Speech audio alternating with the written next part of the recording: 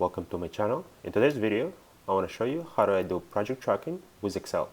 Excel actually has a really good built-in mechanisms to do project tracking. So you don't need Jira or Asana or anything like that. So in order to insert the project tracking, what we do, we go to into the insert tables, right? And then we can just say project task, right?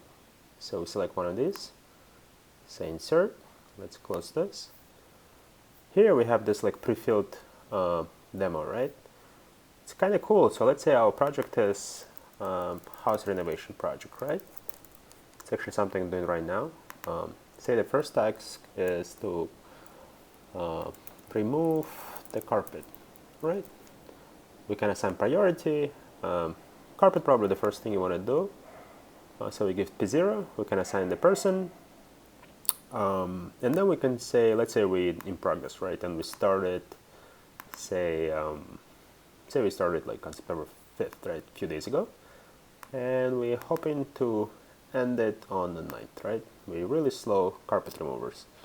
And if there are any milestones, we can do that. If there's any files that we want to touch, say like carpet is so bad to remove. All right, so then say the second task is order appliances. Usually this is like one of the last steps, but we still don't want to forget it. So let's say we do priority 3, right? The lowest one, we assign it to our wife. And then as usual, she hasn't started. Okay, and then we say, okay, well, start date, at some point you have to do it. So say we do it October 1st. Okay, and the end date, we can leave it as is. We cannot tell our wife when to end our date, right? So stuff like this. It's very easy to do. It's amazing to keep track of it. It's actually very simple, but at the same time very powerful. Alright, I hope you guys like this video. Please like and subscribe, or write it in the comments if you have any other tips and tricks. Thank you very much.